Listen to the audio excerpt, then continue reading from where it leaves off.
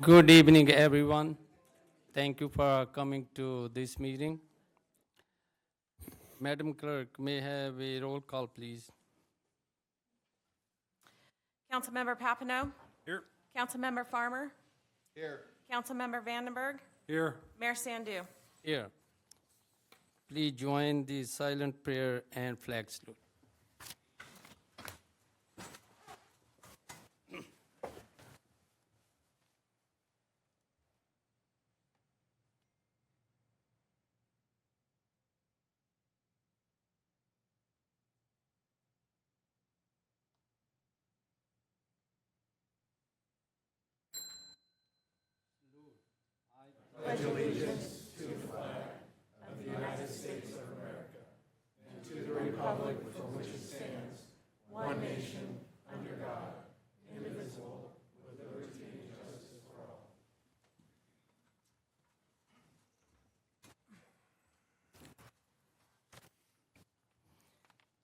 Thank you. Madam Clerk, may I have a replay statement? This meeting of the Galt City Council is recorded with closed captioning. The recording will be cablecast on Metro Cable Channel 14, the Local Government Affairs channel on the Comcast and DirecTV UVerse cable systems. The recording will also be video streamed at metro14live.saccounty.gov. Today's meeting replays Friday, December 20th at 9 a.m. and Saturday, December 21st at 9 a.m. on Metro Cable 14. Once posted, the recording of this meeting can be viewed on demand at youtube.com/Metro Cable 14. Thank you. Next agenda item B, November 5th, 2024 election result. Subject of November 5th, 2024 general municipal election result. Ms. Hubert. So the recommendation is to adopt a resolution certifying the election results of the November 5th, 2024 general municipal election.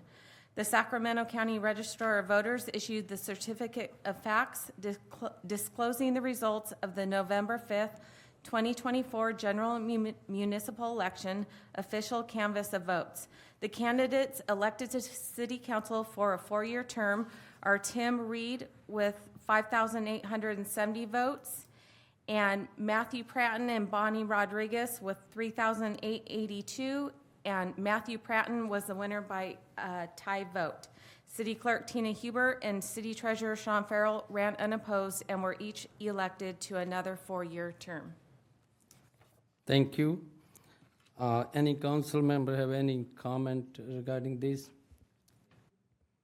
If is not, then may I have a motion to adopt a resolution certifying the election result of November 5th, 2024 general municipal election. So moved. Second. Is moved by Council Member Vandenberg, second by Council Member Farmer. Madam Clerk, may I have a roll call vote, please? Councilmember Papineau? Aye. Councilmember Farmer? Aye. Councilmember Vandenberg? Aye. Mayor Sandu? Aye. Motion passes by 4-0. Congratulations to Matt Pratton and Tammy. Let's move on to the next agenda item. Subject oath of the office. Ms. Hubert. We have the presentations first. Do the presentations? Yeah. We have the presentations to outgoing council members. Paul Sand. Yes. Thank you.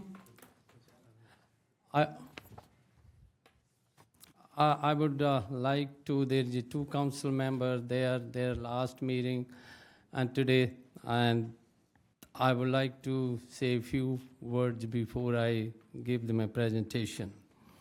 I would like to thank you, council member Jay Vandenberg and Kevin Papineau.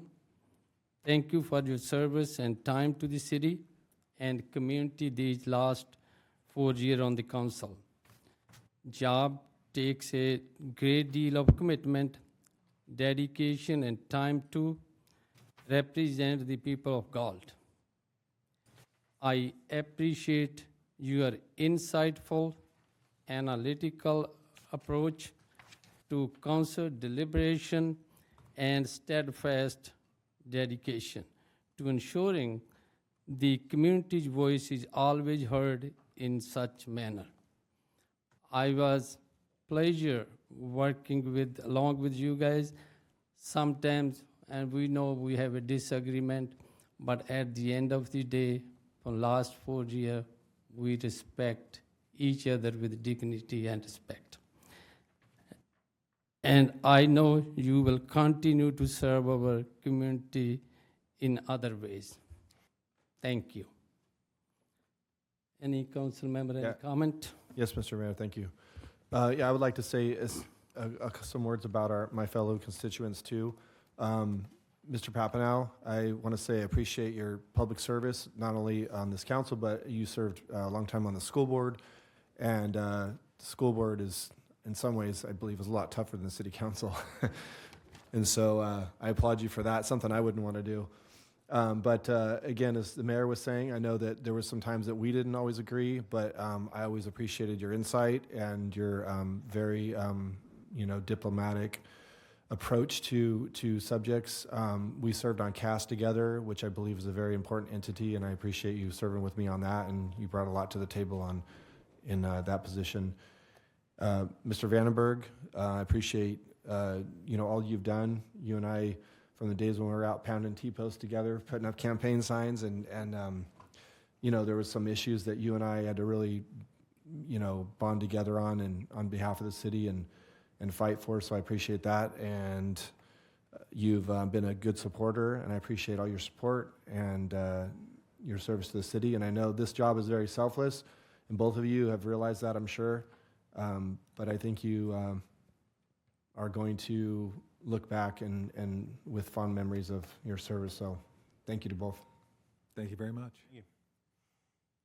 I would like to ask the both council member and Sean Farmer, let's the downstairs.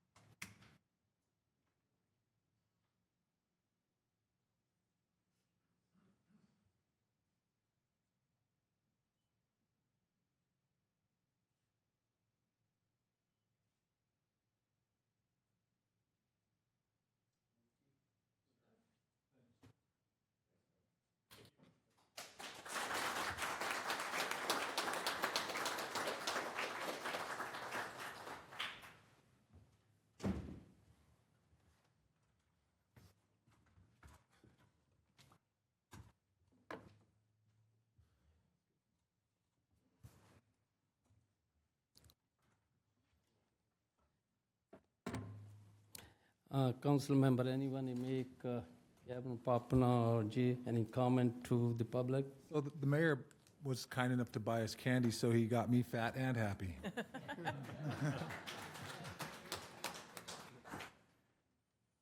think I said pretty much everything 2 weeks ago at the last meeting, so if you missed it, you can go watch it on the video. I did think later, though, and forgot a couple people, Tina and Rose, for keeping us in line and trying to, like herding cats, getting the five of us together, so appreciate all of you guys, everything you guys did. And Kat and the chamber. It wasn't always a easy road, but I really appreciated working with you guys and the strides that you've made. I think that covers it. Thanks. Thank you. And next item is city manager.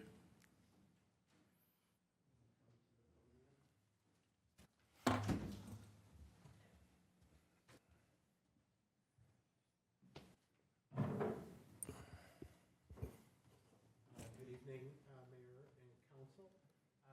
I would just like to say a few words about Mayor Santu and present him with this plaque in appreciation of the service he's given to the city of Galt as mayor.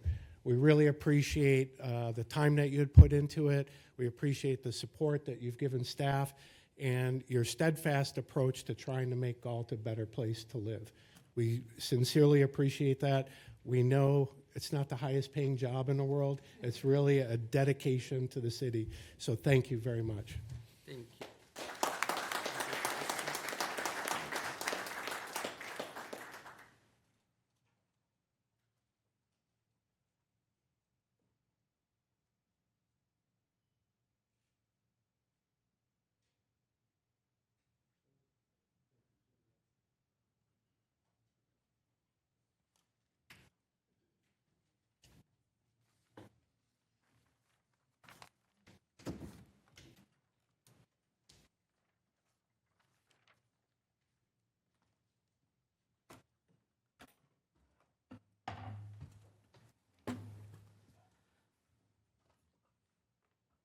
Mr. Mayor, I'd like to say a couple words. Yeah, go ahead. I just wanted to say thank you so much for your friendship over the past 4 years. And I don't think people understand how giving this gentleman is to the community. At every turn, at every opportunity, he is reaching out for those that need help and helping any place he can. It is relentless with a giving heart that he is and a steady hand for the past 4 years. Thank you so much for your service. Thank you.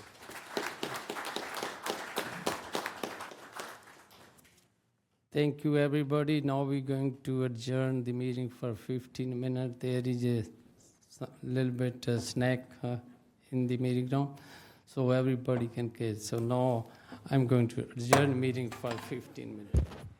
I think we're going to do the oath first before we adjourn. Yeah, let's go reconvene the meeting, and that's kind of my mistake. 5 more minutes. Yeah. All right, Ms. Hubert, that's your turn.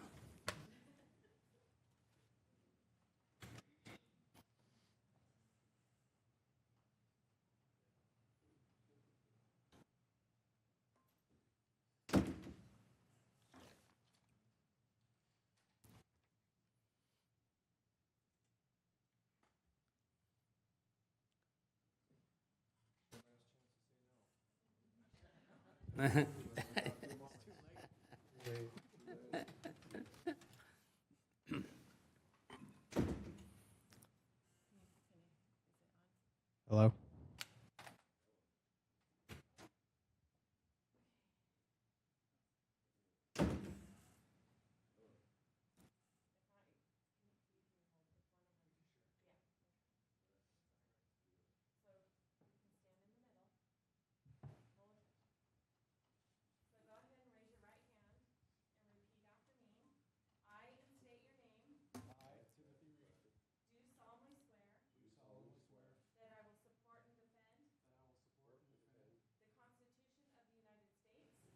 Constitution of the United States. And the Constitution of the State of California. The Constitution of the State of California. Against all enemies, foreign and domestic. Against all enemies, foreign and domestic. That I will bear true faith and allegiance. That I will bear true faith and allegiance. To the Constitution of the United States. To the Constitution of the United States. And the Constitution of the State of California. And the Constitution of the State of California. That I take this obligation freely. That I take this obligation freely. Without any mental reservation. Without any mental reservation. Or purpose of evasion. Or purpose of evasion. And during such time. During such time. As I am an elected official. As I am an elected official. Of the City of Galt. Of the City of Galt. I will faithfully discharge the duties. I will faithfully discharge the duties. Of the position of City Council Member. Of the position of City Council Member. According to the best of my ability. According to the best of my ability. Official.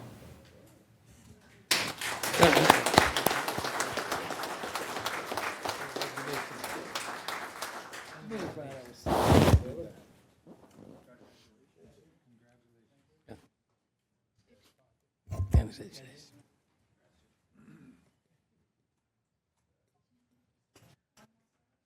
Do you want pictures with your family?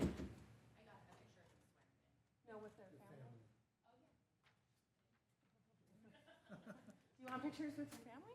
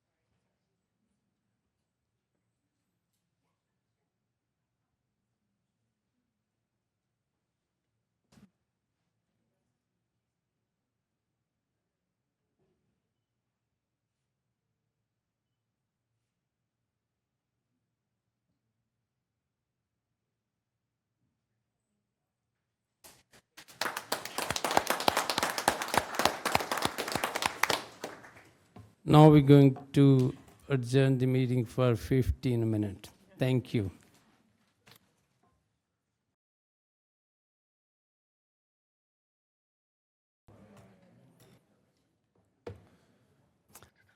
All right, now we're going to meeting from adjourn to reconvene.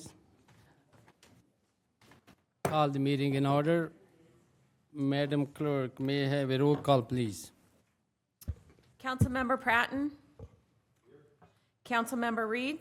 Here. Councilmember Farmer? Here. Mayor Sandu? Here.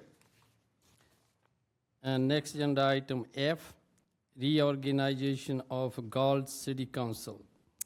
Subject, City Council vacancy.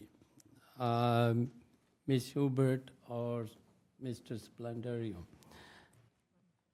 So we need City Council to discuss and provide direction regarding process for filling City Council vacancy via special election or appointment, or possibly make immediate appointment decision and swearing in to fill vacancy. Vice Mayor Lozano submitted his resignation from the City Council effective December 4th, 2024.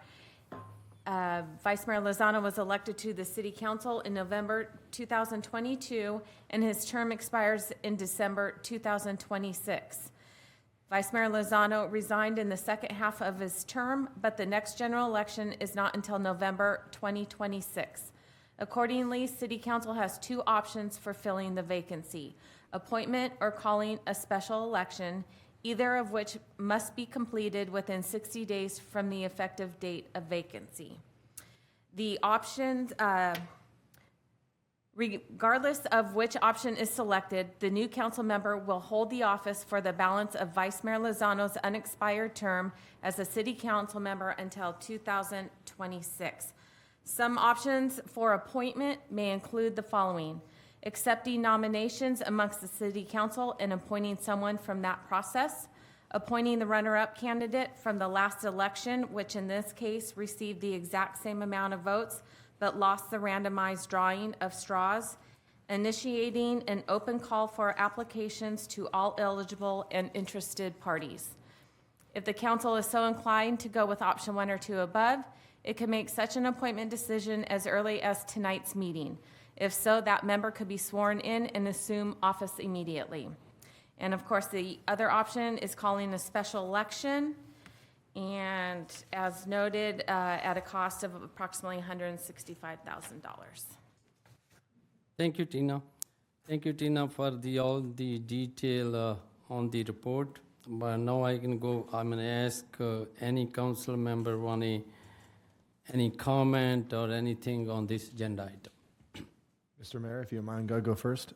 Yeah, go ahead, Councilman Farmer. Well, first of all, it's been a hell of an election. Definitely historic, so I don't think anybody saw that coming. I think for me, and again, just speaking my opinion, I don't, obviously I wouldn't be in favor of a special election. I mean, we obviously foregoed that cost with the drawing of the straws, and I think that was the best for the city and best for the taxpayers to save that cost.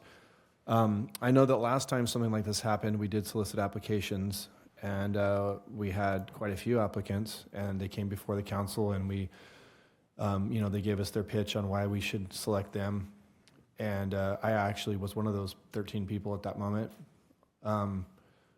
But I think it's a unique situation we're in right here where, we have someone who received the same amount of votes as Council Member Pratton, who's sitting up here. And I think it's worth noting that Ms. Rodriguez, although she didn't win the tiebreak, has actually received more votes than any other council member, any person who's ever received that many votes and not won a council seat in the history of the city. So anybody who got that many votes won a seat. As a matter of fact, that's more votes than I got in my election, and it's more votes than the mayor got in his election when we won our elections outright. So that's something to be said. So I think with that, and this has nothing to do with Ms. Rodriguez personally, I think regardless who is in that seat, I think the voters have spoken, and if 3,800 people wanted Ms. Rodriguez to be a council member, I think we should honor that and appoint her I think that she is a very knowledgeable person. I think she would do a great job. I think she was a great candidate in the race, and she put in the work. And the people have spoken, and I think for me, I would not want to go elsewhere. So I would recommend that this council appoint Ms. Rodriguez for the remaining term. Thank you. Thank you. Any other council member want to make a comment? Yes, sir. Go ahead, Mr. Reed. I agree with Councilmember Farmer. Well, if we go with the applications, we have 4 people deciding who's going to be the next city council member. Where if we went with the third place finisher, in essence, we have over 3,000 people that want her to be on this city council. And I think that we're up here to do what's best for the residents of the city. And that's who's made their decision by voting that many. And I would have the same recommendation that we go with Bonnie Rodriguez. Thank you. Mr. Pradhan?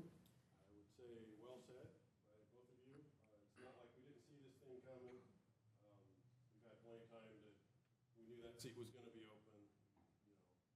You know, this has been discussed during the campaign and in the public and stuff for a while. So for myself, yes, I support Bonnie. I always have. As the guy who got the straw, I would like to be the person who makes that motion. So if you're ready for a motion.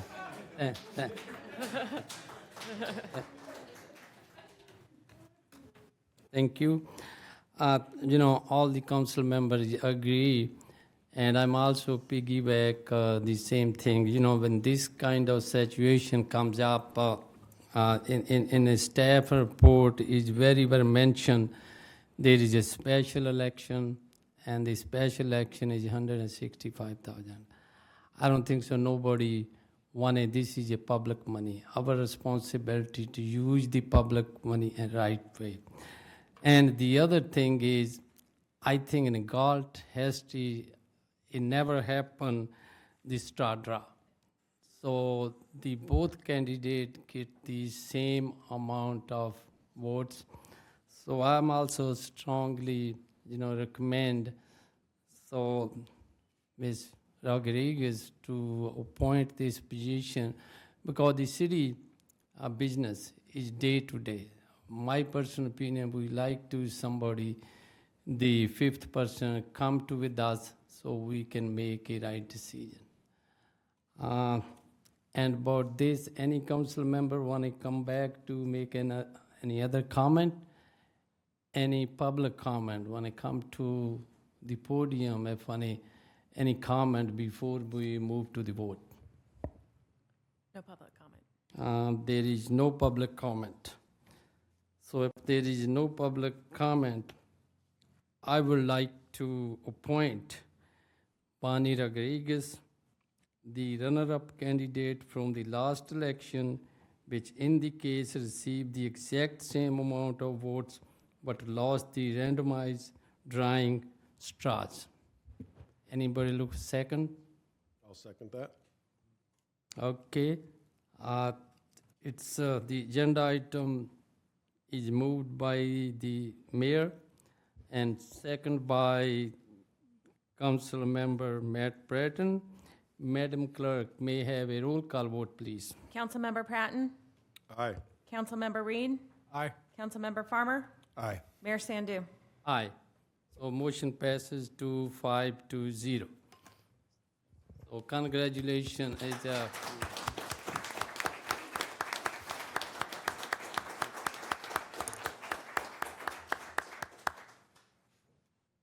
Mr. Farmer, you want to make?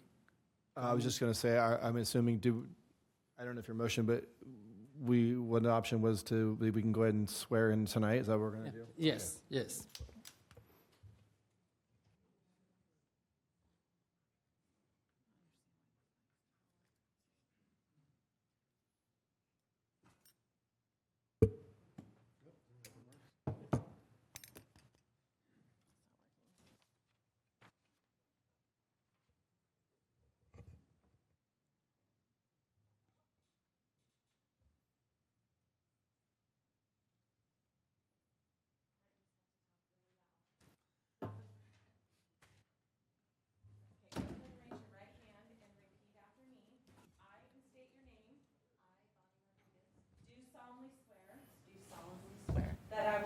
and defend I will support and defend the Constitution of the United States the Constitution of the United States and the Constitution of the State of California and the Constitution of the State of California against all enemies, foreign and domestic, against all enemies, foreign and domestic, that I will bear true faith and allegiance that I will bear true faith and allegiance to the Constitution of the United States to the Constitution of the United States and the Constitution of the State of California, and the Constitution of the State of California, that I take this obligation freely that I take this obligation freely without any mental reservation without any mental reservation or purpose of evasion, or purpose of evasion, and during such time and during such time as I am an elected official as I am an elected official of the City of Galt, of the City of Galt, I will faithfully discharge the duties I will faithfully discharge the duties of the position of the position of City Council Member City Council Member according to the best of my ability. according to the best of my ability. All right.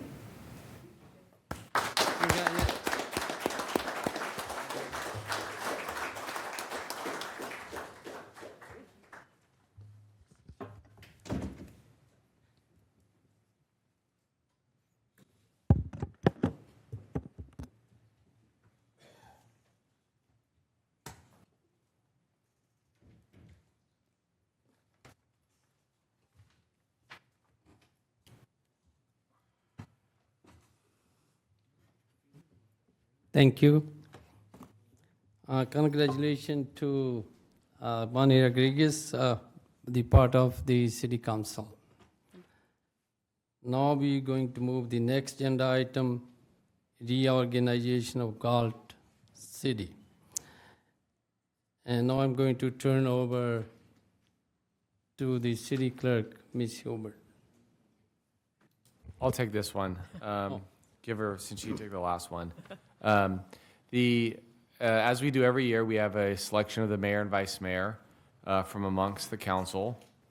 The process that we use is a nomination process that is a little bit different than our normal motion practice, so I just want to be clear on that. What's going to happen is Tina is going to open the floor for nominations. Any council member has the ability to make a nomination for any candidate, including him or herself, nominate for the mayor, position of mayor. That doesn't need a second. So for example, if Councilmember A nominates Councilmember B, and Councilmember C nominates Councilmember D, and Councilmember E nominates A, if I can remember the order of this, we will take a roll call vote in the order that the nominations were made after Tina opens the nominations. So if Councilmember B is the first name that was nominated by anyone on this council, we will proceed immediately, and we'll get all the names, we'll close the nomination period, and the first vote will be on the first candidate that was nominated. As soon as we get a majority, 3 votes for any particular candidate, that will be your mayor or vice mayor, however, whatever applies. If we go through the list of all 3 names, which I've never seen happen yet, but this is the year of new precedents, we would actually just go through. We would open the nomination period again, get a new batch of names, and go through the whole process. So that's kind of it. Are there any questions for this council on that process? Is there any discussion period in that? We typically do not have any discussion. It's really just get the name out and then make a vote. Because we don't have a first and a second, we just have the nomination, and that's what triggers the roll call vote. Good question. Is it clear? Is it for everybody? Okay, so Tina is going to go, and she's going to open the nomination period. After she has that, she will write down the names of the nominees in the order in which they were made. All right. I hereby open the nominations for mayor. I would like to nominate Sean Farmer as mayor. I would like to nominate Paul Sandu to continue as mayor.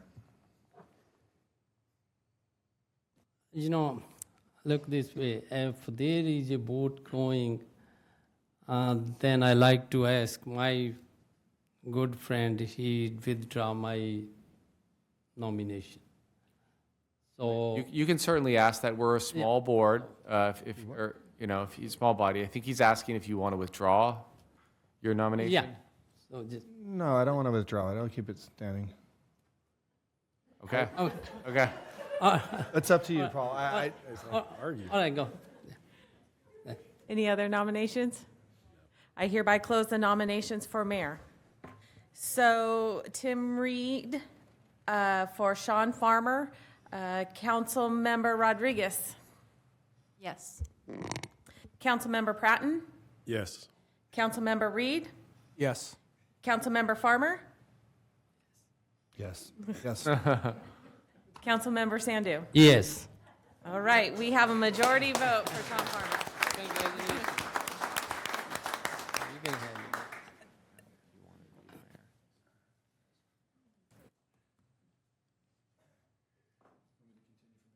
No. You get vice mayor. Yeah. All right, we'll now proceed to the election of vice mayor.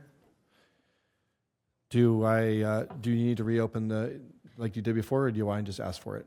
We can open the nomination for vice mayor. You do that. I can do that? Yes, you do. Okay. All right, I would like to open the election for the vice mayor role. I would like to nominate Mr. Sandu as the vice mayor. And I won't take that back. Any other nominations? Okay, the nominations are closed. Ms. Hubert, roll call, please.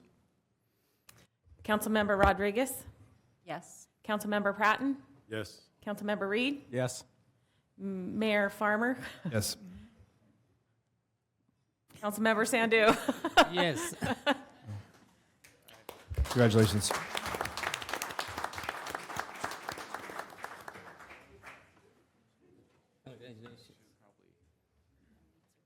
You want to change the seat? You want to work from there? I think I could, it's okay, I'll stay right here. Yeah, we don't have to do all that. Tina, I think they should switch, shouldn't they? You can switch if you want. It's up to you guys. Switch as soon as we do the. I've got it written down, so if you want to switch, go for it. You just, All right, okay.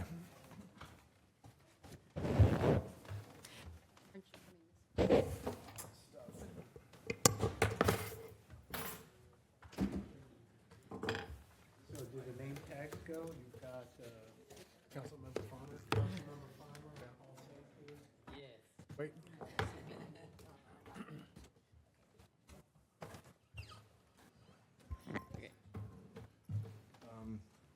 This your computer, right?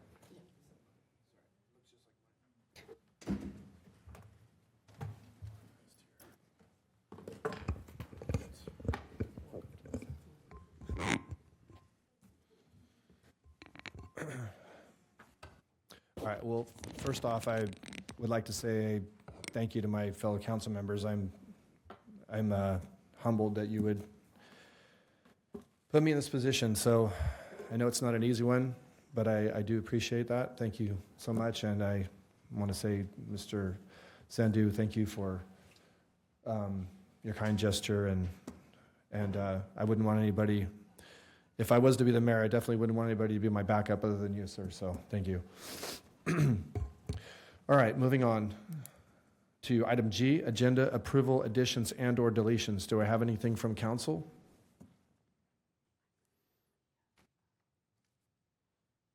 All right, with that, we'll move on to item H, presentations. Do we have any presentations this evening, Ms. Hubert? All right.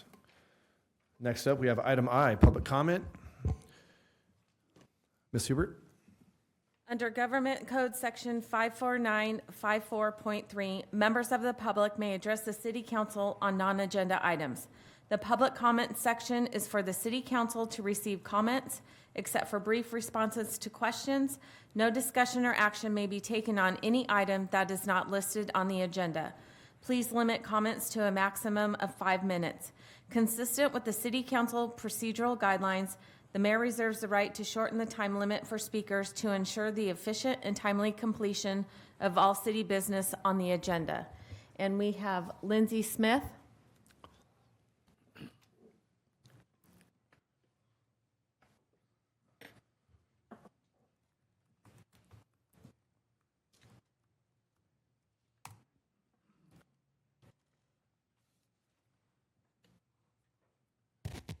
Good evening, Ms. Smith. Good evening. I'm here representing the Galt Youth Commission, and I would like to share with you a few important events and activities that we've done in December, as well as upcoming ones in 2025. So for starters, on December 7th, we participated in the lighting of the night parade. And the next day, on December 8th, some of our youth commission leaders met at the Chabola Center and helped distribute blankets from the blanket drive and delivered them to the people at the apartment complexes in Galt. And we made other baskets such as snacks, socks, and other gifts.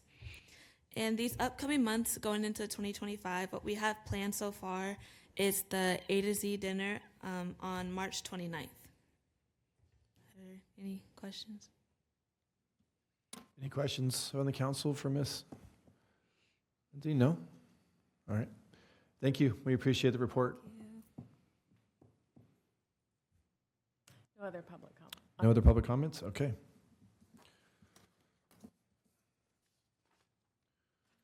All right, moving on to item J, reports by city council members on regional boards, commissions, and committees.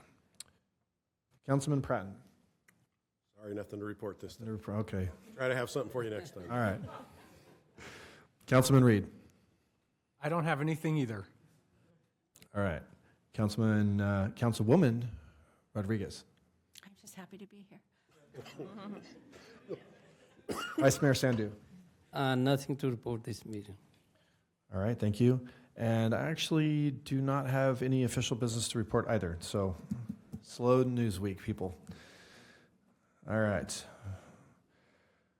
Moving on to item K, information consent calendar. It is recommended that items 1 through 6 be acted upon simultaneously unless a separate discussion and/or action is requested by a council member. The following items are: number 1, receive and file warrants for the period ending December 4th, 2024.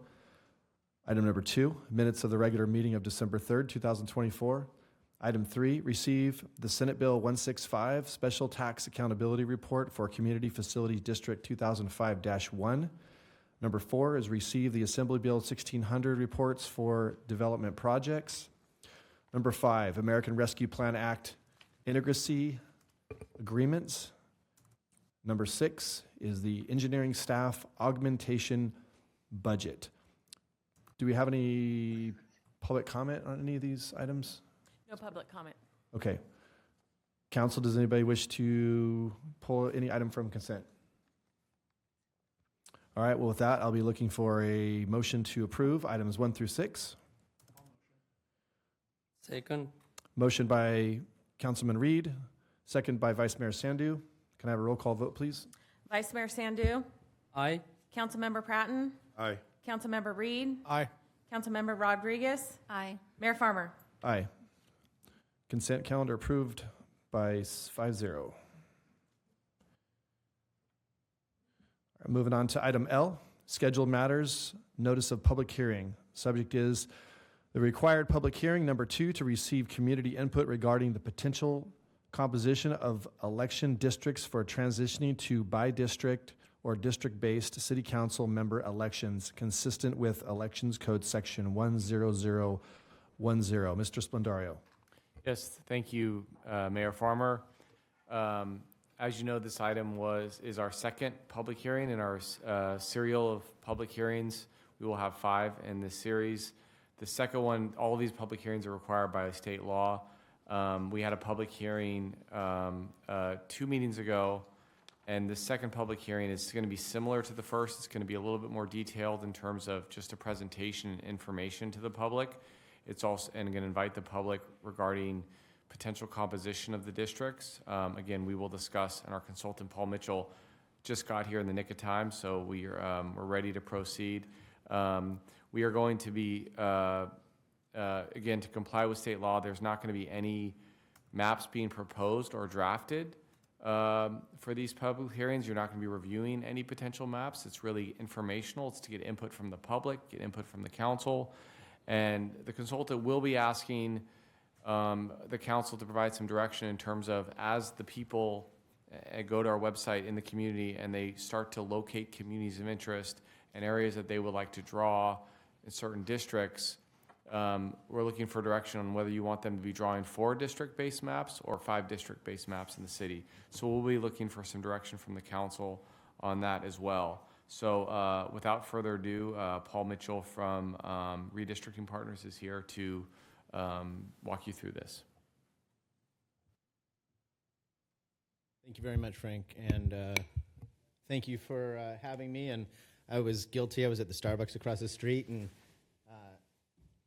I was just telling our staff how I love the fact that there's a Starbucks right there. So it's very nice. My name is Paul Mitchell. I'm the owner of Redistricting Partners, and we're a redistricting firm that is really busiest at every decade, obviously, when redistricting mostly happens. We did over 100 redistrictings in the 2020 cycle, including a lot of cities and counties here in California, the state of New York City, and worked in about 14 other states around the country doing redistricting. And we have done almost more than anything else, conversions under the California Voting Rights Act of community colleges and water districts and cities to districted election systems from the at-large election systems. So we have a lot of experience with that, so I'm hopefully going to be able to walk through a presentation that will kind of bring everybody up to speed on some of the arcane subject matter in the redistricting world, and then also hopefully the public that is here or watching online or in the future can watch a recording of this, they will all be able to kind of like learn all these terms. A lot of this stuff is going to be repeated in future hearings, so if you don't catch something right now or something makes sense, but then tonight when you're thinking about it, you're kind of lost again, we'll continue to talk about this stuff.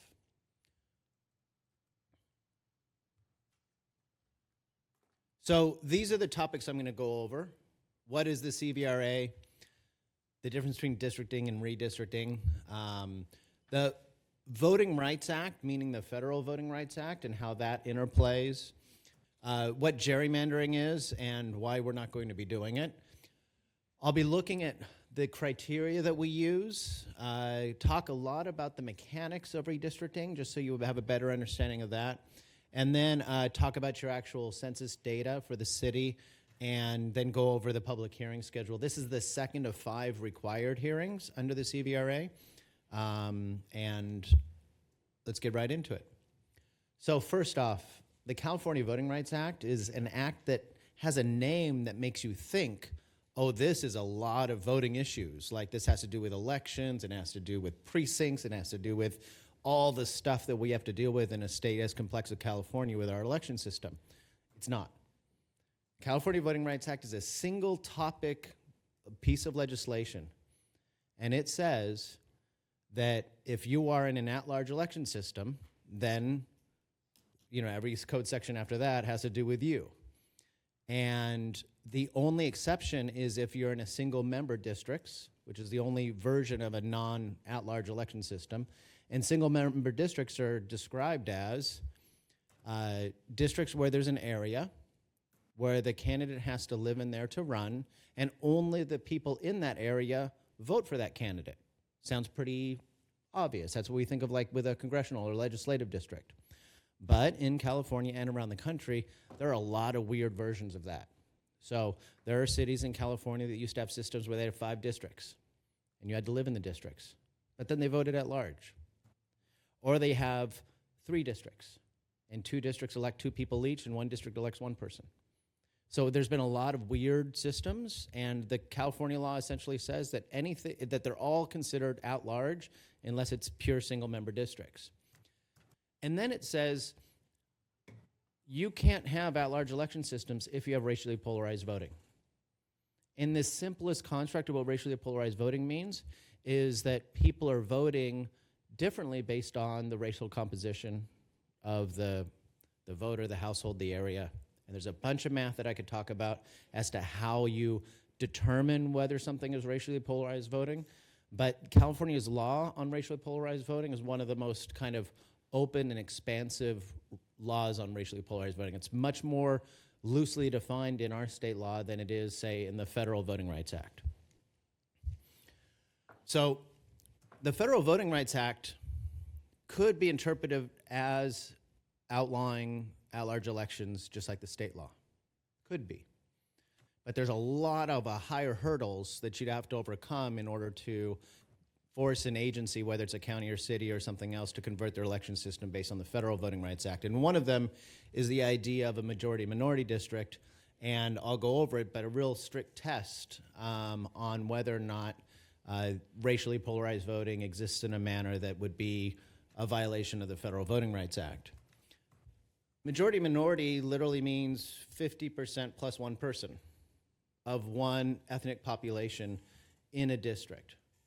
And there are a lot of if, ands, and other things that can be associated with that, and a lot of case law that's been built up around that.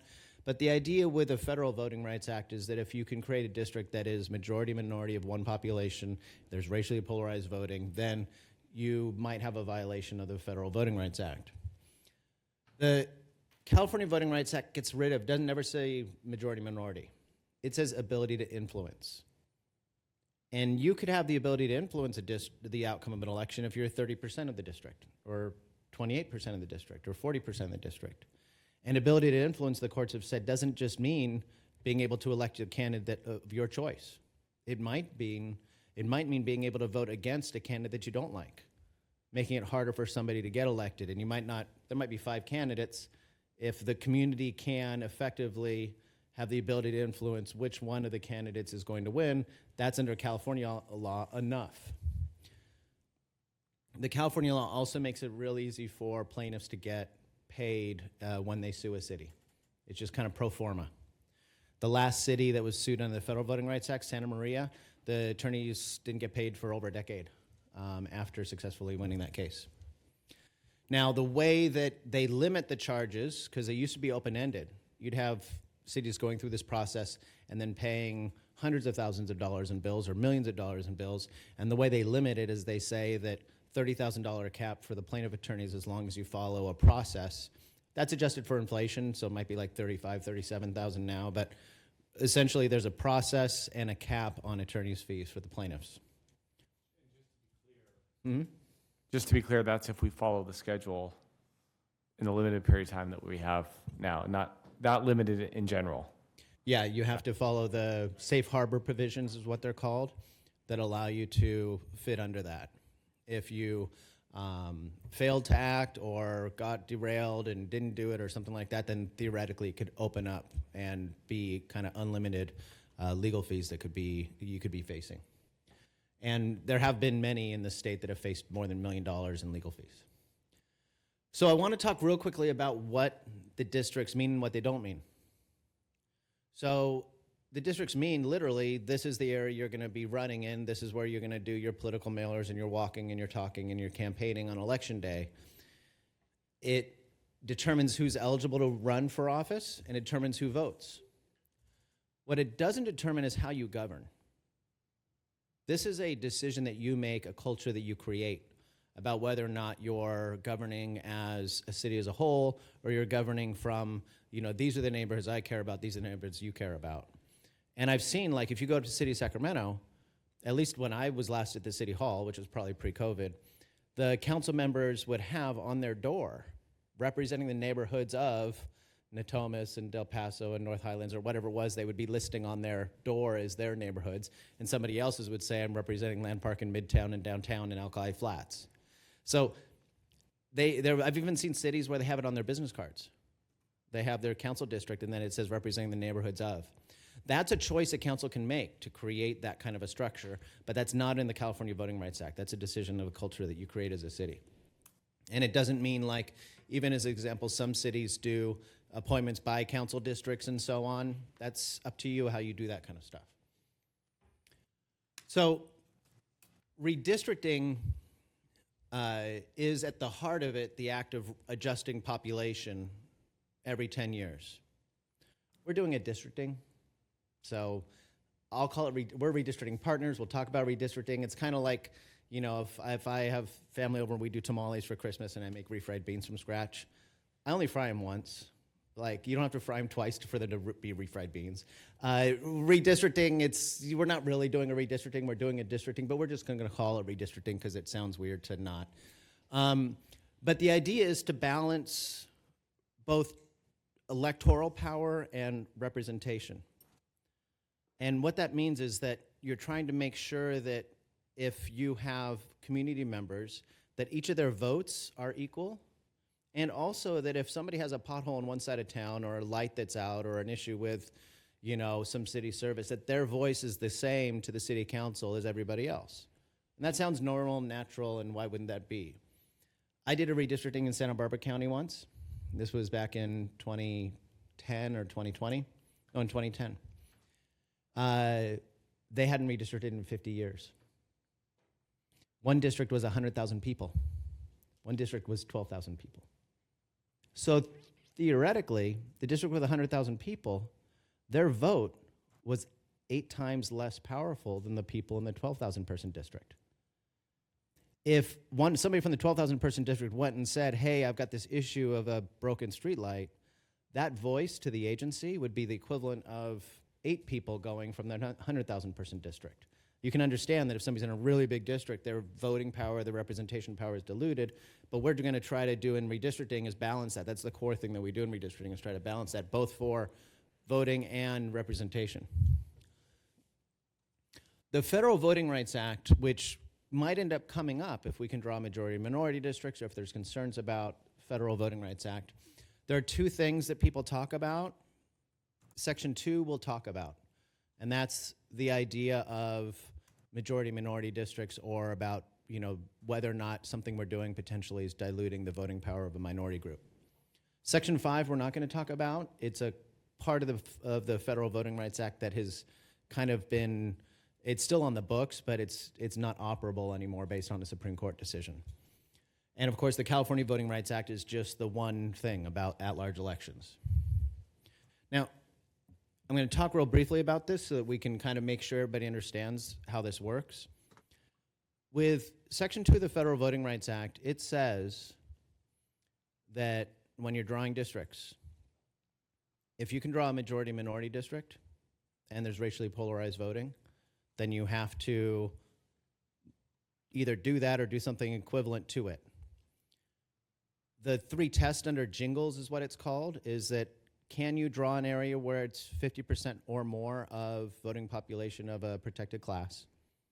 The second test is there a voting pattern where that minority group is voting as a block to elect candidates of their choice or to vote for issues as their choice? And the third is there another group, like the white population, that is voting against that minority population's interests? And it can be usually white versus Latino, but in other areas it might be Black and Latino, or Asian and Latino, or Asian and Black. It can be different things, but the idea is whether or not somebody's voting power is being diluted because of a group that is a minority voting power. So it's a whole discussion we can have, but this is called Jingles. That's the 3 tests of Jingles. And if we get into any Voting Rights Act issues, we can talk about these things in more detail.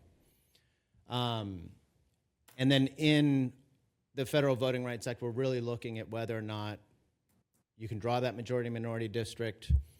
Are there claims that you can have like a coalition district, multiple ethnic groups that are voting together cohesively? And one of the things I want to be clear about is that we can talk about the ethnic population of districts, and we'll talk about potentially Section 2 and a district and its Latino or Asian or Black composition or other minority group composition. But we can't draw districts purely based on race. Sounds like I just conflicted. It sounds like I just talked out of both sides of my mouth a little bit there. The way it works is that we are required by law, especially under Section 2, to be cognizant and aware of any potential vote dilution. At the same time, we can't look at a map and say, hey, that district's 22% Asian. Can we make it 24% Asian? I really want to put more Asians in that district.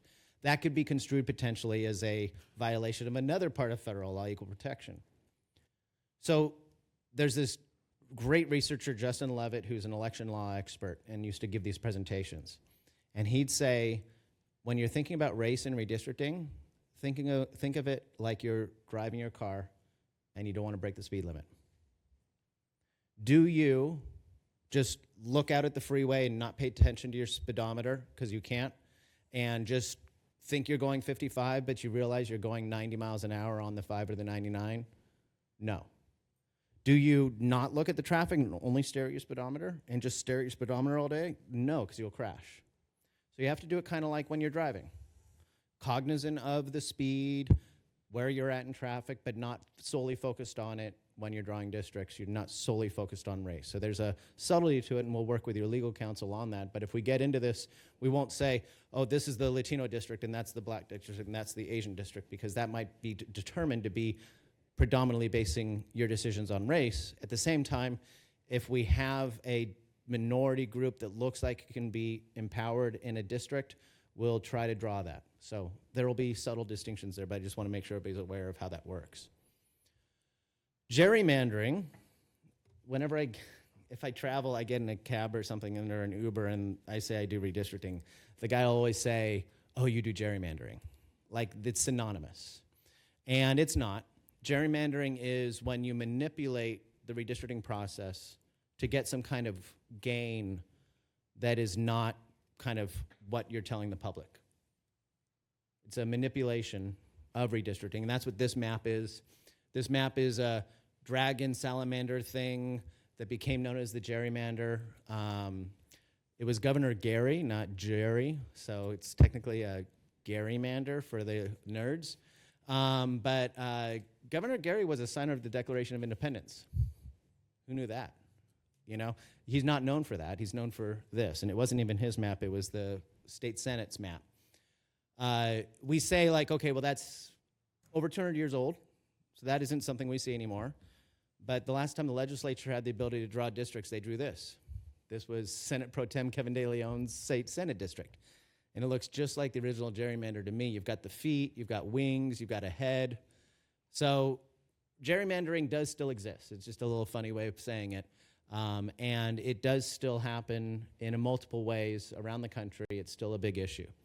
And if you look at a college class and you get into redistricting and gerrymandering, they'll do this kind of an exercise where they'll give all the students these triangles. And they'll say, okay, you've got an area with 5 yellow triangles and 4 green triangles.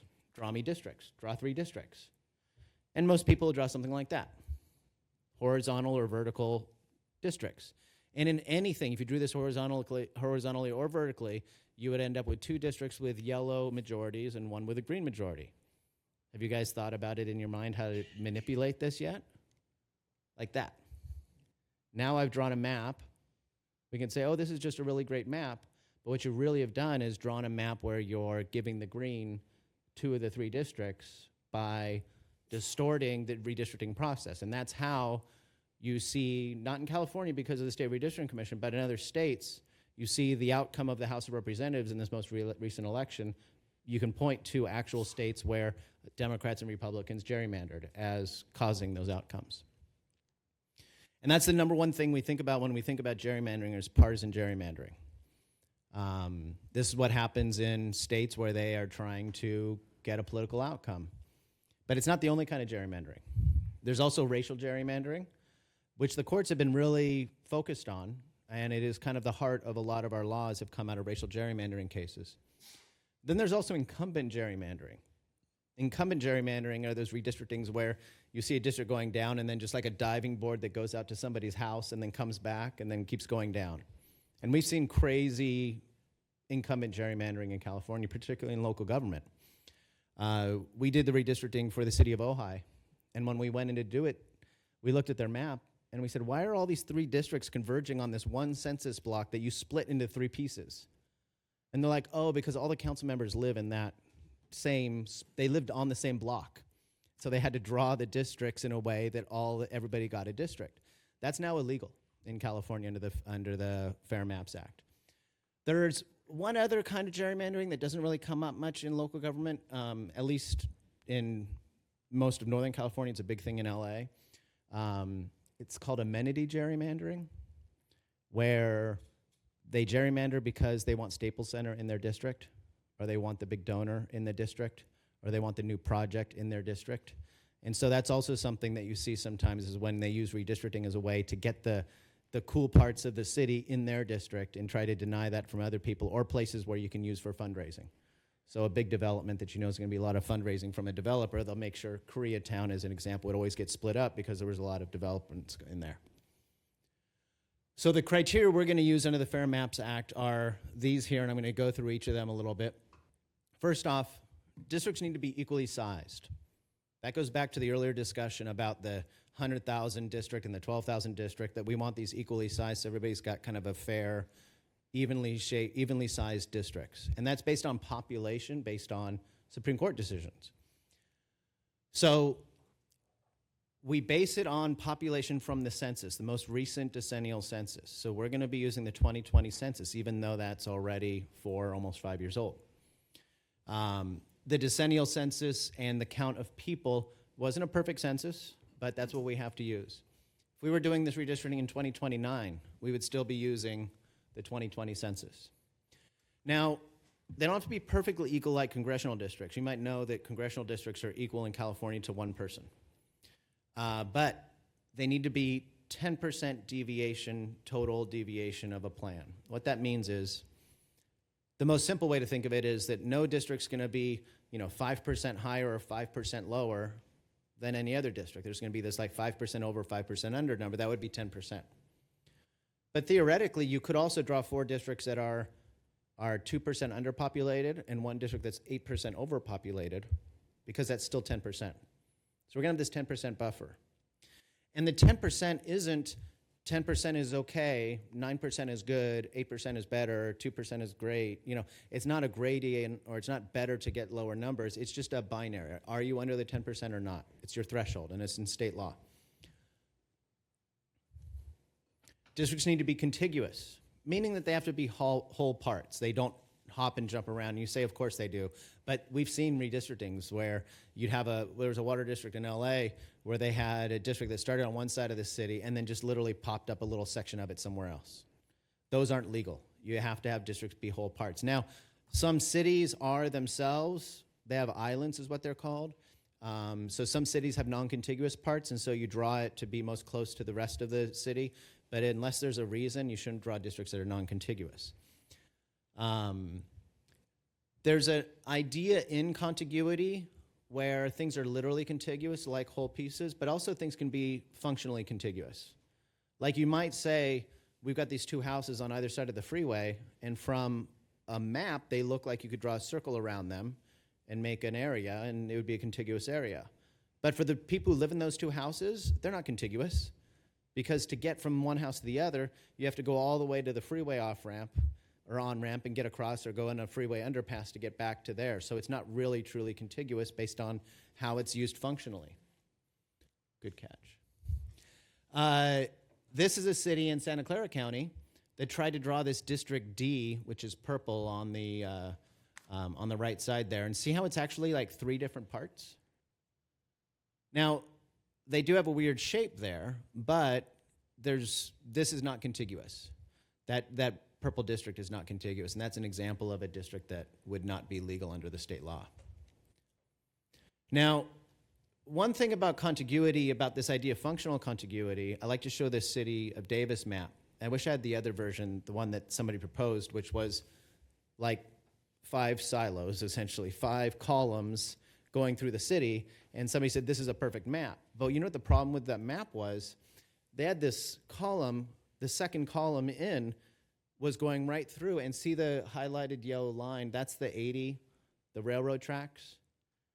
In one of the districts, if you did that, you couldn't get from one side of the district to the other without going out and going to Mace Boulevard or to Richards, and then coming down and going back into the city. So it would be non-contiguous from a functional standpoint, so they drew South Davis as being one district and the others on top of it. So things like this, when you look at a map, sometimes you say, like, why does that one district look strange? But you see something that's in the map, like a railroad track or a freeway, and you say, aha, that's why that map looks like that. Maintaining communities of interest, and this is probably going to be the most talked about part of the process. And what we want to do in redistricting is not draw districts to have partisan outcomes or to have racial outcomes or to have electoral outcomes, but we want to draw districts that take communities within the city and empower them in districts so that they can better be represented, better elect people from their communities. And these communities of interest are somewhat subjective, and they can be really kind of open-ended. When you listen to the public on communities of interest, there's 3 things I want you to hear for, and you're going to learn to kind of have your ears tuned to these 3 ideas. One is a community of interest should be something that somebody can walk up and describe. We're seniors. We all know what seniors are.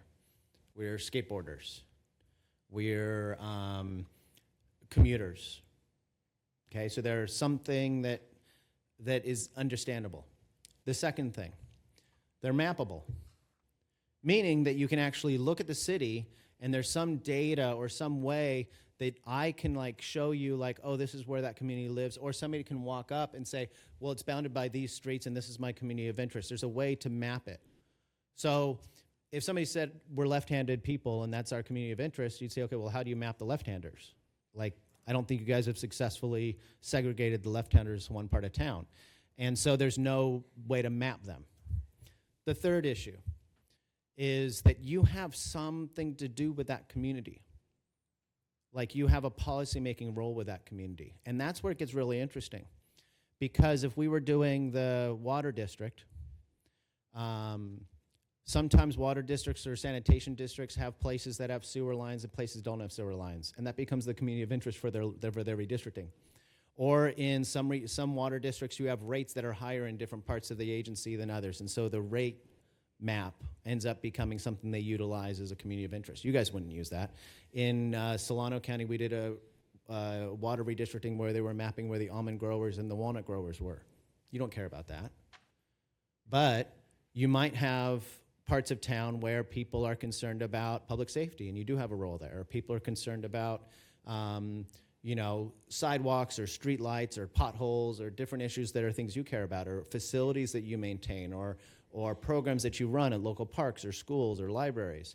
So the connection of that community to your policymaking. If somebody came up here and said, we're seniors, check. We are more prevalent in this one area, check. And you guys run programs to help seniors and ride programs and other things that we need, and so we are a community of interest, then that checks all the boxes. And so when we listen to these community of interest testimonies, we're going to listen to that. There are communities of interest that are around racial communities, so Latinos, Asians, African Americans.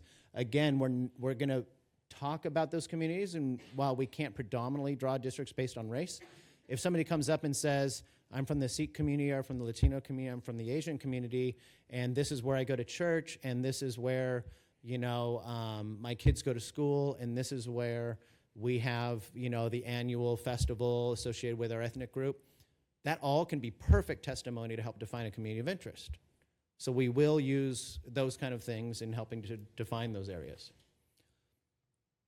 The next one is that districts are easily understandable, identifiable, and follow natural boundaries. So following natural boundaries means they might follow like the freeway, they might follow major roads.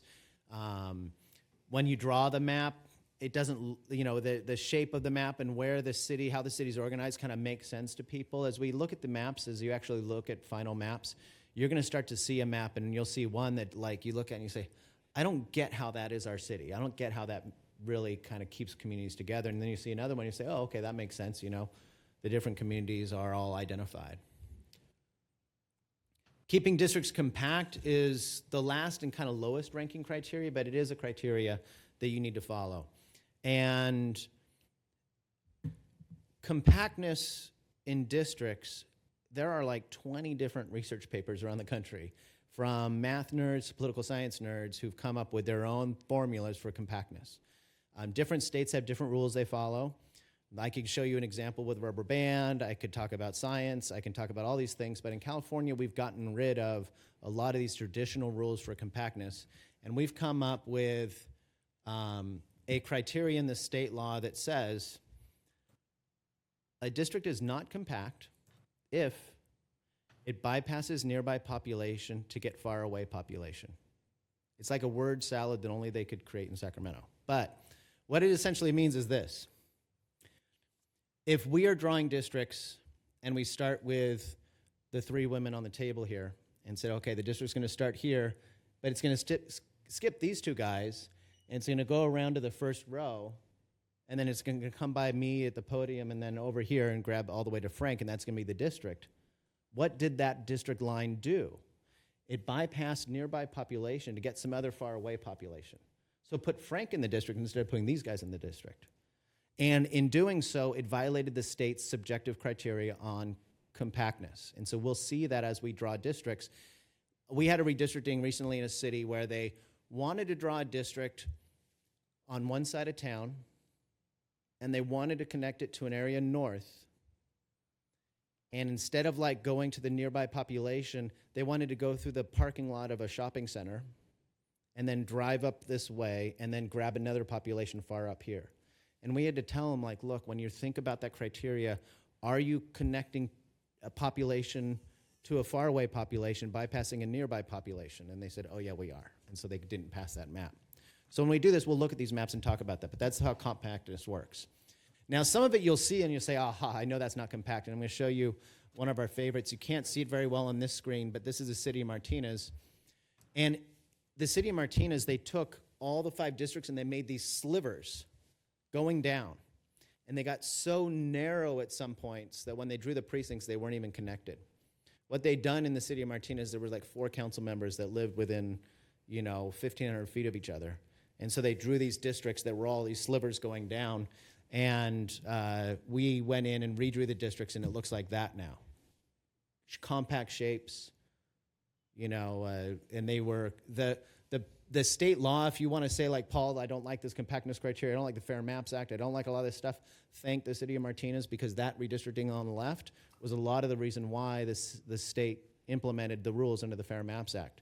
The court said that map on the left was a parody of the original gerrymander, but that they couldn't do anything because the state law didn't empower them to say that there was anything wrong with it. So the state fair maps was created in large part having to do with the city of Martinez. The other criteria that we have in the process here is to not consider incumbents and candidates we've talked about, not advantaging or disadvantaging a political party, although the only city where we're really seeing that is like San Diego. Most cities don't have like partisanship infecting the city government as much. There's a requirement in the hearings that we hold, and encouraging public engagement is a requirement. And then all the information that we're having to the public, all the maps that we draw, all the public comments, it all has to be put on a website that's maintained by the city and has to be on the city's website for 10 years. Now, you'll be doing a redistricting before that 10 years is up, so it'll get replaced by your next redistricting website. But nevertheless, it does have to be online, and it has to be online after this process is done. Now, I'm going to dive into some census data items here. So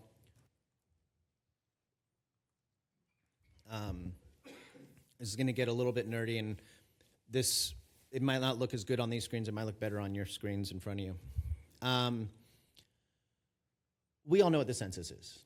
It's that once every 10 years thing, and they tell us how many people there are in California, in the state, in your city.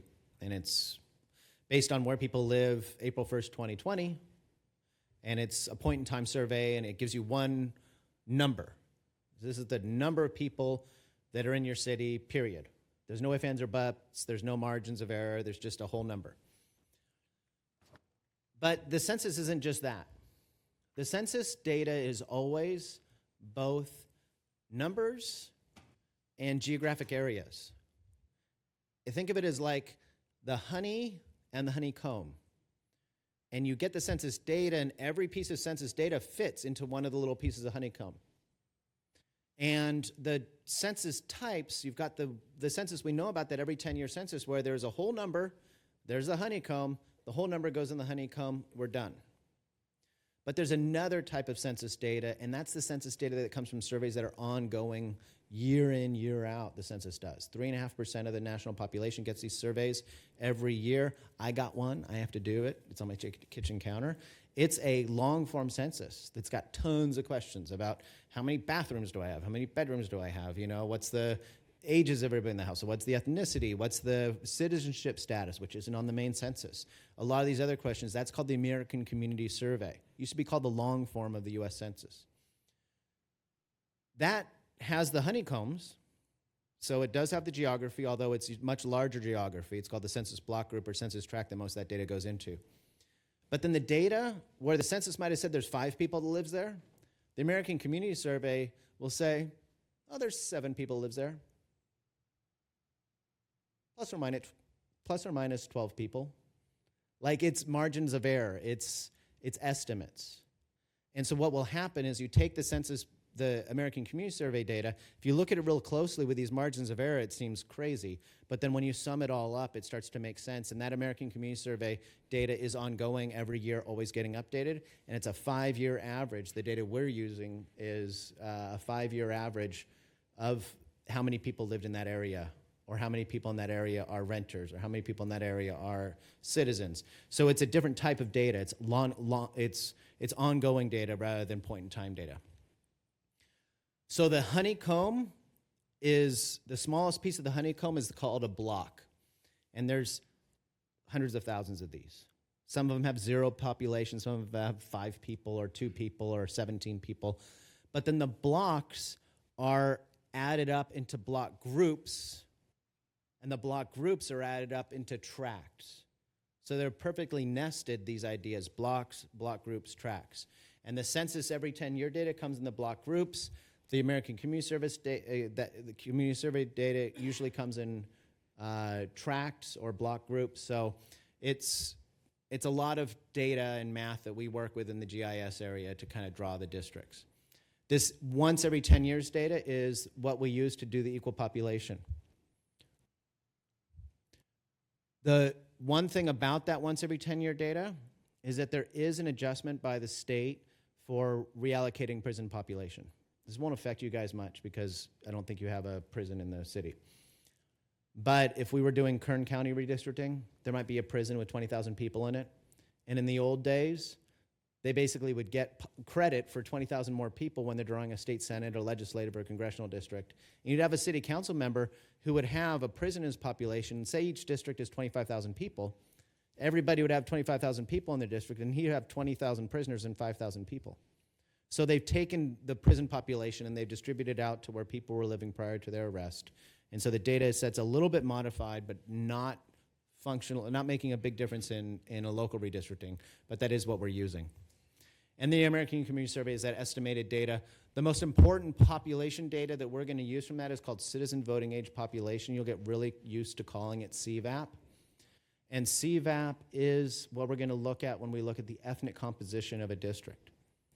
Because when we look at the ethnic composition for a district, what we're really asking is what percentage of the eligible voter population is of a certain ethnicity.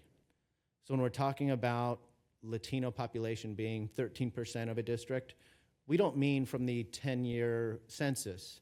We mean from the American Community Survey, and we're looking at citizens that are adults. So when we look at that, we'll talk about it, and when we show the last table here of the city population, I'll show you how that looks. So here's the city.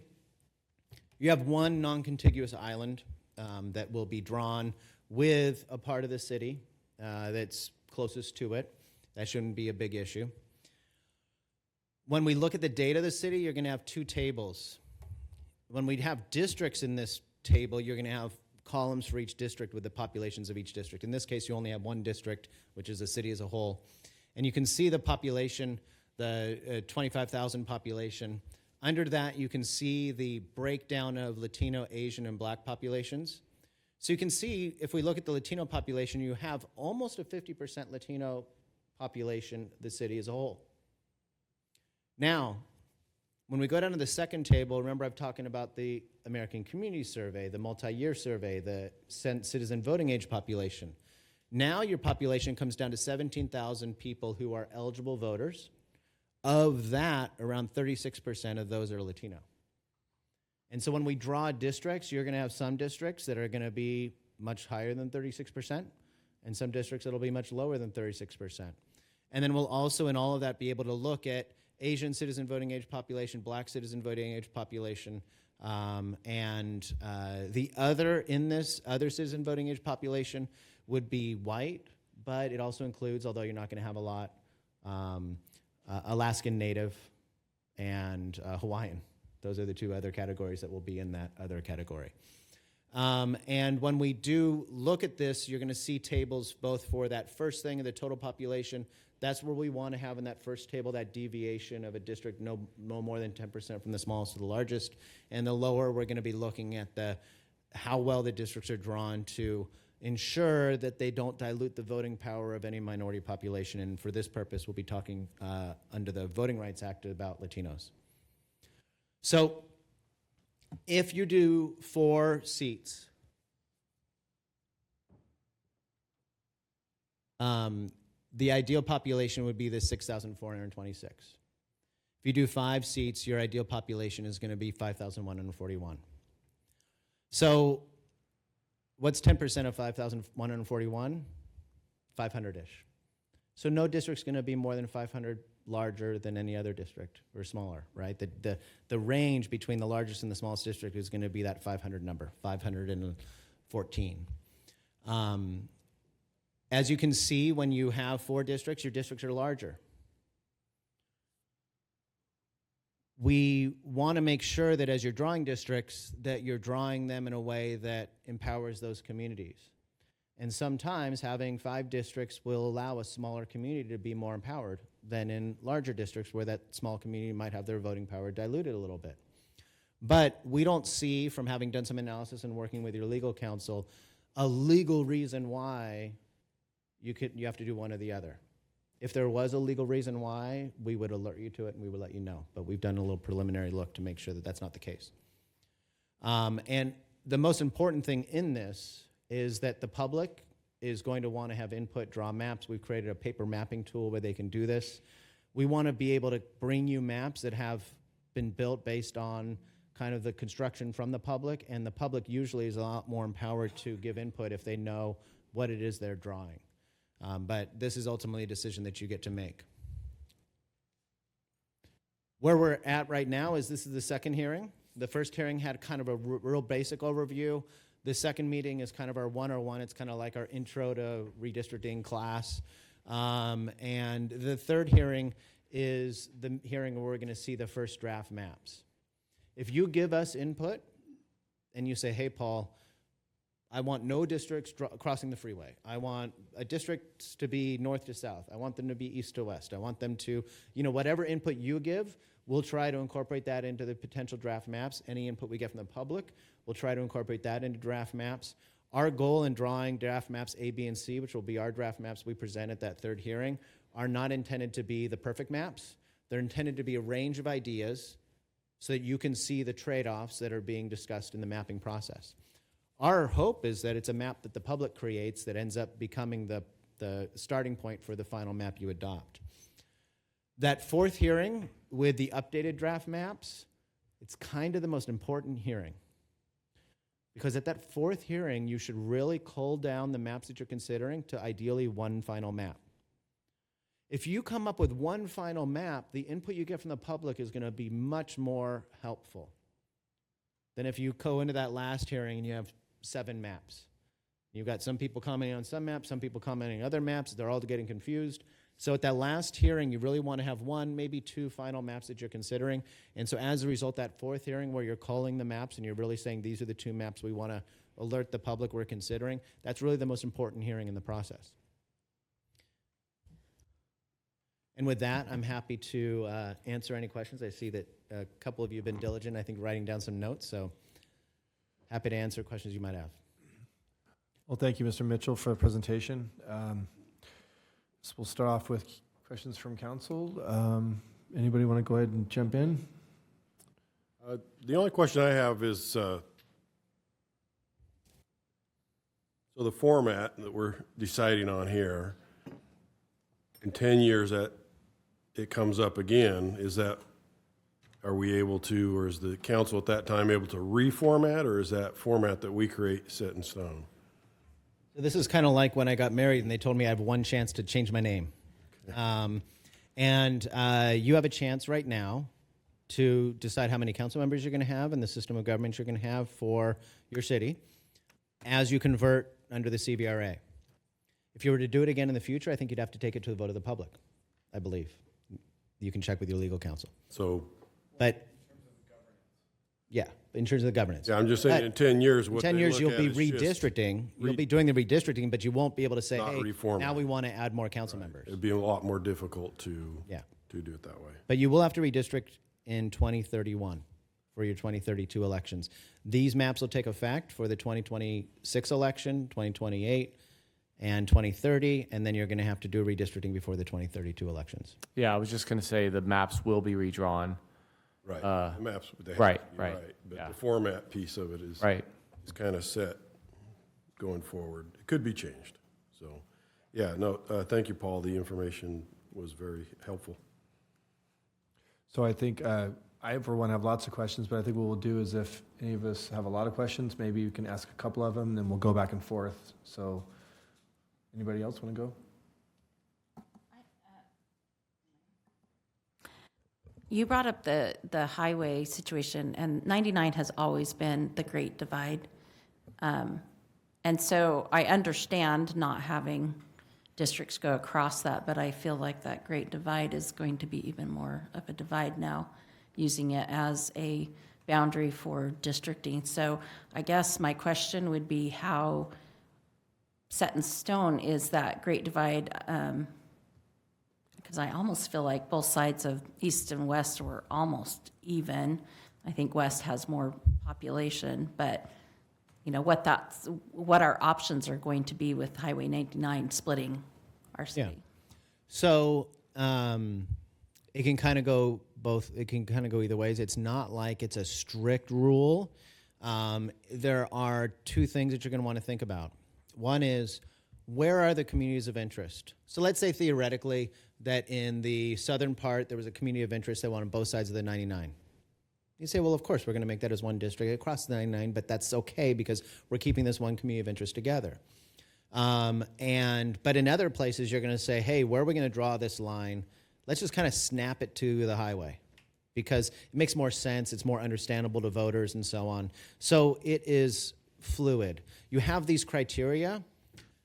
You wouldn't be able to, as an example, say, hey, our districts are going to be 12% deviation because we don't want to cross the 99. The only place where you can do that is Hawaii because of the islands. They don't have to draw, they can draw districts of really wide deviations because they don't want to create what they used to call canoe districts, where districts where part of an island and another part would have to be joined because they need to be equal population. So you can, within reason, decide and have a rational basis, use one of the required criteria and point to it and say, that's why we're going to cross the 99 here. But somewhere else, you might say, well, in this part, we'd rather not cross the 99 because it makes the district less contiguous. So it's fluid. Mr. Reed? My only question is how to turn this on. Is in the districting, not the redistricting, the districting that you've been a part of in the past, have you seen, what percentage would you say was the 4 or as opposed to the 5? It might be 60-40 either way, 50-50, I don't know. I mean, I can go by agencies. I mean, a lot of the cities that we're doing right now are doing the 5 council members, but, you know, when we did Napa's, they did 1 mayor and 4 council members. There's been a lot that have gone back and forth, and it really, we've seen both. We've even seen councils increase their membership. So they'll do like 6 in 1. I'm not going to encourage that, but I'm just saying they'll do increasing council member size because you can do that too. And so, yeah, we've kind of seen both. I think just, Mr. Sandy, just a statement, just for the public that may be watching or people in the audience to understand exactly what that means is one of the options is we could do, instead of doing 5 districts and each council member has a district, there's an option where we could do 4 districts and an at-large mayor, which means that we have 4 districts that are council members, but the mayor is elected at-large from the city as a whole. That's what Mr. Reed was referring to. So, Mr. Sandhu? Yeah, thank you for the detailed information. This report, it's go by very detailed information. I believe we have still 2 more meetings. to discuss this thing. The only thing I like to, because instead of 5, if there is 4 district, as a last 6 year as a elected official, when this small city can have a 4 district, most likely the council can be best interest whatever they're running from. So I like to have the council to move instead of 5 district, if there is a 4 district, because we have only 25,000 population. So each one can be very small population. If you look at the other city, like in Agro, they have each district have at least 30,000 population. So that if the 5th is like in Mayor said is that person can be a best interest to the whole city instead of taking care of their own district. That's why I'm kind of leaning instead of 5 district and be 4 district. Yeah, I'm completely neutral. I think the only thing that our input is that it's best to let the public know as soon as possible. Thank you. So, Mr. Mitchell, I have a few questions. So, first off, I find it strange that the letter that was the start of all this, the letter basically accused the city of Galt as being, it was basically based on race. They're saying essentially that we don't represent the Latino population, that Galt has 40-something% Latino, but yet we don't have a lot of Latino council members or historically haven't had a lot. So they're basing this on saying that the Latino voice, primarily for our community, was not being represented. But yet you talk about informing the districts that we're not going to be focusing on that. So I just think it's contradictory to the reason. To me, I feel like the solution, according to the letter, to have a solution to suffice that would be that we need to be figuring out how we give that. So that's one thing, and I don't know that you have an answer for that. But the other thing is, you talked about breaking up, you said if we break up into 5 districts, it would be so many people.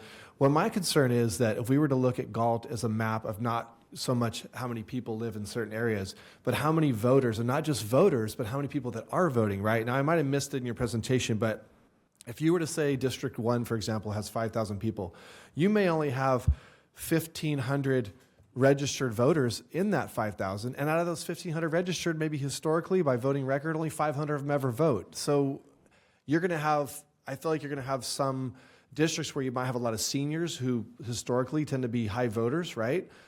And then in another area, you might have a lot of minorities, which, to be honest, maybe, aren't voting as much or not registered. So I feel like you might get that. So we're looking at population numbers, but really we should be looking at looking at, I don't know if you could do this, but look at a map and say, here's the people that voted in the last election in Galt.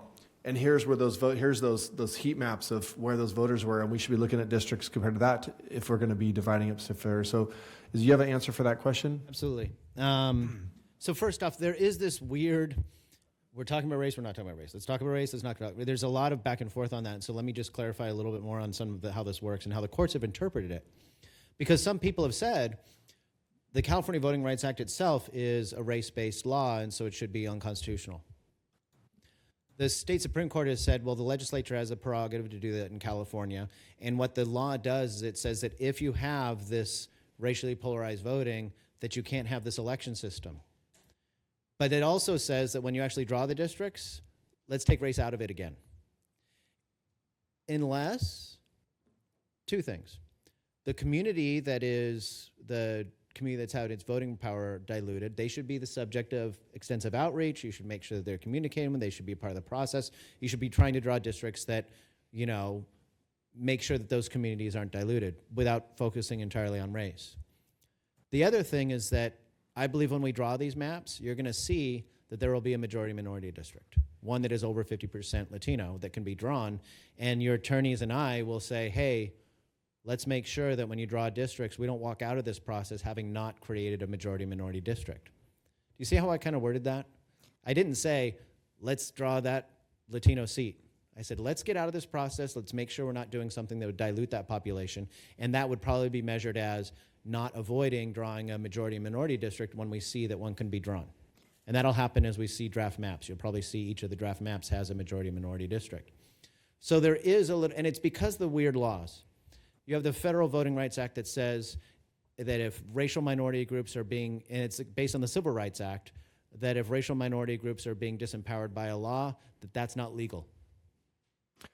But you also have the Equal Protection Clause that says that if you can't discriminate based on race. So the attorneys are the ones that are tying themselves in knots about saying, make sure we don't dilute the voting power, but also don't use race as a sole factor. So that's why it's weird. So what I'm getting at is I feel like to get right to the more specific answer, if you can give me, is let's say, okay, so most of us here, we're all from Galt, so let's just use Meadowview. Let's just assume that Meadowview is an area of Galt which is a high concentration of Latino, which it probably is, okay? But you might say, okay, well, our census data says this is how many, so we're going to do a minority majority district, like you just said, and that would be part of that. But there may only be 500 registered voters in that That's area. your second point. Yeah, I'm sorry, I forgot to get to that part of the question. So, you're right. You're going to have unequal registration rates around the state because you're around the city because you're going to have some parts of the city that have higher rates of minorities that are non-citizens, and you're going to have higher rates of areas with no kids and some areas with lots of kids. So you might have 80% of the population being registered in an area that has a lot of senior citizens and 45% of the population being registered in an area that is not. Now, there have been attempts that have gone all the way to the Supreme Court that says let's draw districts that are equal population based on voters. And the courts threw those out and said, no, you can't do that, because what states did in Alabama and the South is they said, okay, we're just going to make it real hard for these people to register to vote. Right? You could see how some laws could be used to manipulate the districting process by making it harder. So they'd said, okay, what about using the citizen voting age population, that eligible voter population? Let's draw districts based on eligible voter population. That got really close to being approved by the federal Supreme Court. One vote on the court stopped that from becoming possible for you to do in redistricting, that you would be able to draw districts based on the eligible voter population. The only reason they threw it out was on a technical fact that they said that that's based on an estimate number, not a real number. So if, as an example, they were to put citizenship in the decennial census in 2030, and they had a whole number for how many actual eligible voters there are in each census block, then theoretically the courts might decide that, yes, you can do it exactly like you're saying, where you're saying we want to draw districts based on having the equal number of registered voters. You wouldn't be using registered voters, you'd be using eligible voters, but you would get to that. But without the ability to do that right now, we have to use the equal population, and then we can look at that second table of eligible voters and see, like, oh, we really have to draw this district this way, but I want to make sure you guys understand that there's 30% fewer districts in District 1 than there is in Districts 2, 3, 4, and 5. It's just a fact that will happen, and it's not anything we can do about it under the current Supreme Court rulings. All right. Well, I have a couple more questions, but I'm going to let my fellow council members ask. I just kind of wanted to piggyback on that because that's where my mind is going outside of ethnic groups. It was the seniors who would only, especially in those age-restricted developments, would only have at the max 2 voters per household, 2 adults, so they are eligible voters. But then you have your single-family homes, the whole group of them, that could have 10 people living in there and only 2 of them are voters.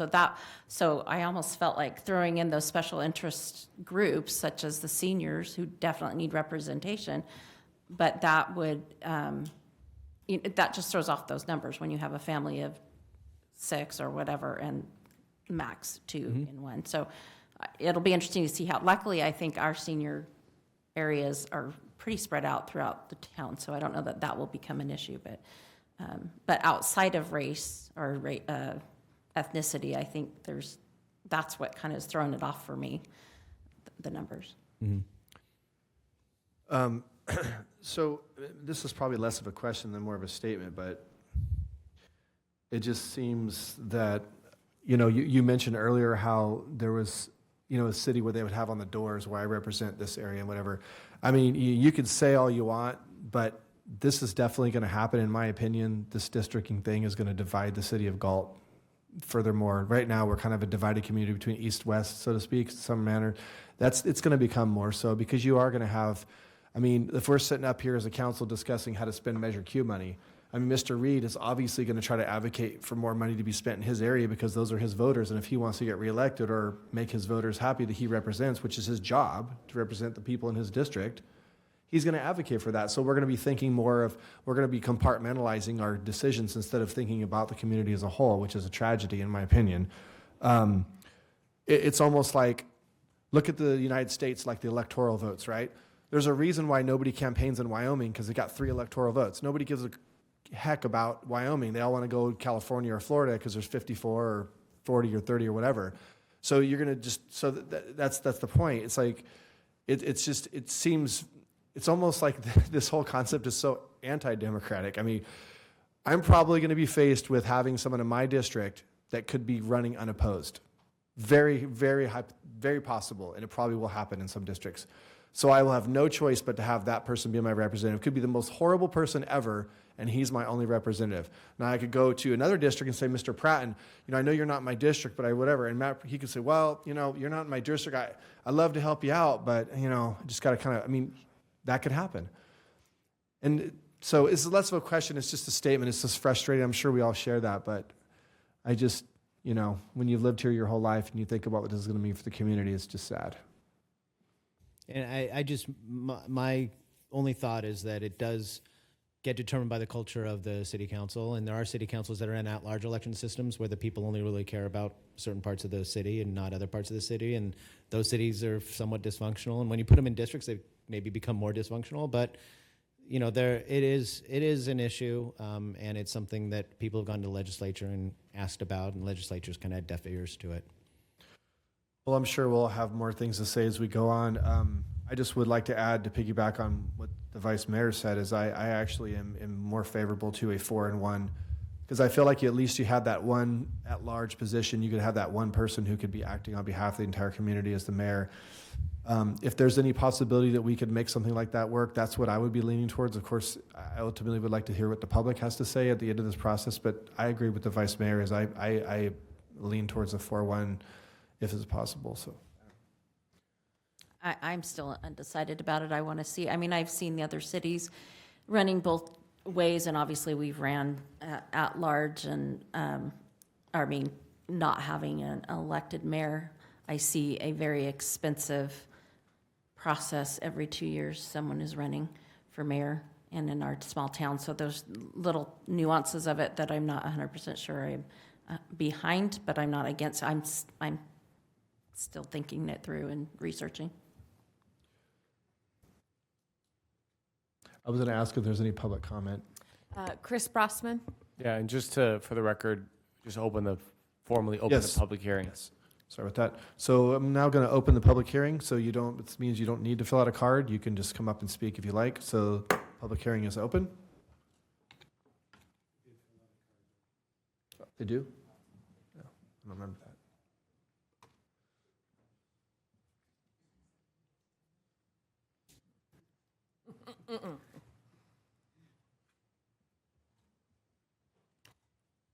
Thank you, council members, for the opportunity to talk tonight.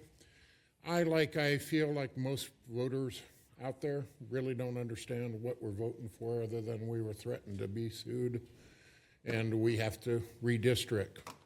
Truthfully, as I see it, the only winning out of here is lawyers.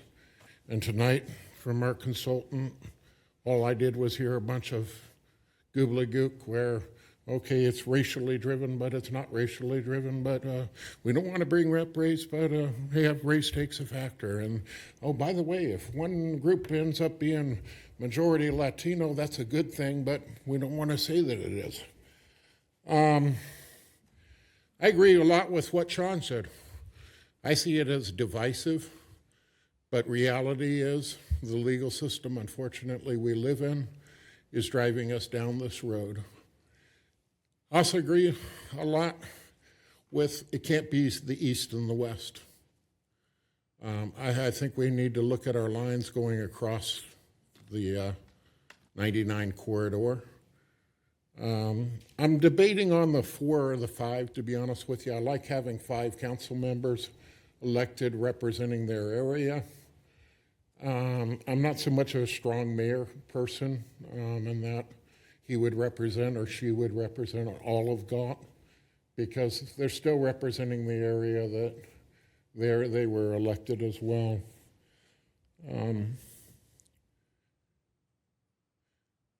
I understand tonight that there'd be a requirement to live inside the district that you were being elected from.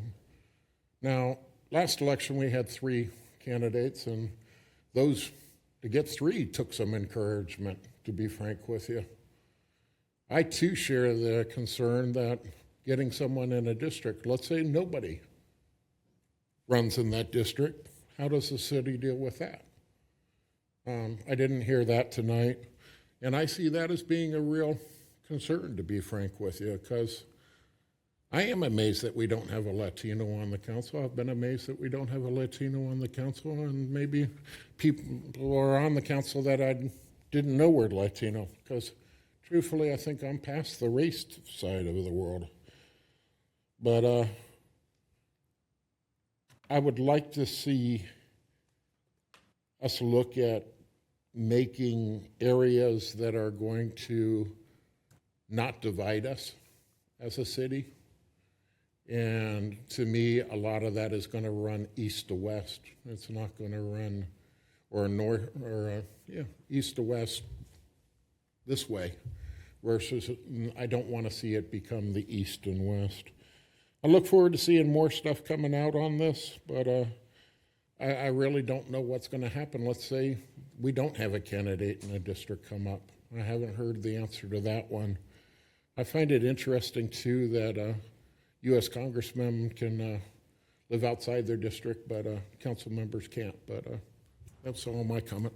Thank you. Thank you, Mr. Brosman. To answer your question in that scenario, if people are wondering, how it would work is if no one runs from a district, then the city council would then appoint someone to fill that seat. The caveat would be they have to appoint someone from that district. And then you're probably asking yourself, well, if no one wanted to run from that district, then how would you get somebody to want to be appointed from that district? And that is a great question. Any other public comment? No public comment. No more public comment. Well, I guess any other further comment from the council for Mr. Mitchell, or? You can just Okay. close the public hearing and then. All right, we will close the public hearing. Well, Mr. Mitchell, I think that we are done with our questions on this topic, so unless you have anything else to add. No, we'll see you at the next hearing. We will have draft maps at the next hearing. We'll be looking forward to any public comment that might help drive those draft maps. And that's it, I think. Do you get direction on the 4 or 5? Did not get direction on 4 or 5, so I think it's still. I know 2 council members express support, I believe, for 4. Yeah, I don't know. I mean, I think I should remain a little open-minded. I think Mr. Rodriguez made good points. I don't know. Like to just be open-minded about it, I guess. I can comment. Go ahead. I'm still interested, I think, in the 5. And the reason for that, and I need more information, but the reason for that is then the mayor would be appointed, and I think we would rotate mayors. I like the idea of having mayors rotated. I think that's good. Mr. Reed, any input? To be honest, I haven't made up my mind yet. Well, I wish we could give you better direction than that. What we'll end up doing is probably doing map A, B, and C, but for 4 and 5, so it'll be a total of 6 draft maps. Hopefully that doesn't mix up the public, get them confused, or have them advocating for, they might like one map in a 5-district construction, another map in a 4-district, but we'll try to manage the process, and the sooner we can get direction on that, the better. Mr. Mayor, can I ask a question of staff? Yes, please. Do we know what the response has been online? Because I believe online it basically said 4 district areas, so I'm curious what the response has been so far. We haven't had any. I think online it had both. Oh, I thought you meant, have we had community input on both? Yeah, we do have both online. Just no, But no input at all? no. That was my, are we going to, we are doing some outreach online? Are we not? I mean. We what is- have a district elections webpage. Okay, which people can comment or, Comment, okay. fill out the questionnaire. Well, I know that I've seen you guys, social media, the city's done a good job so far with pushing that. I think the only thing I would ask is that we just continue to ramp this up now that we've had this meeting and people have had this information. And there's probably not a ton of people watching this meeting, and there's not a ton of people here. But I think if, you know, as we all digest this information, there's going to be a lot more questions. I would just like to keep making sure we push this information online as much as possible to try to get people engaged and maybe get a higher showing up next meeting when it starts getting down to the brass tacks. So if we could just do that, staff. Thank you very much. Thank you, Mr. Mitchell. All right, moving on to item M, regular calendar. Nothing? Item N, communication. Nothing, All right. Item O, city clerk's report. nothing. Item P, comments by staff. The only comments we have tonight is welcoming the new council members. Very good to see the new council up there. We hope you all have a Merry Christmas and Happy Holidays if we don't see you. A reminder that city offices are only open Monday and Thursday of next week.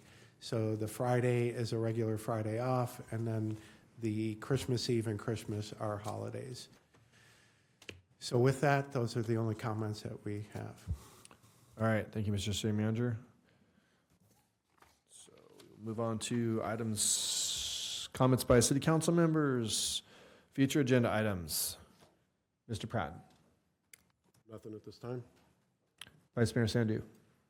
Thank you for the staff giving all the detail. Thank you for the consultant give all the detail with the district. Thank you for the public comment. Public comments are very important. Thank you, Chris Brosman. That public comment is important. And I believe district nobody wanted, but I believe I mentioned my comment in the last city council why we say just move on that. I also like to congratulate all the three new council member. Congratulations, Sean Farmer, as a mayor for next year. I also like to thank you, all the council member, my colleagues, give me a last year as a mayor. They were very supportive of me. Thank you. And if I don't see you guys, Merry Christmas and New Year. Thank you.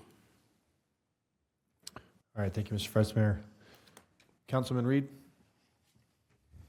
I'd also like to say thank you for your leadership of the two of you, for the three of us to learn what we're doing up here.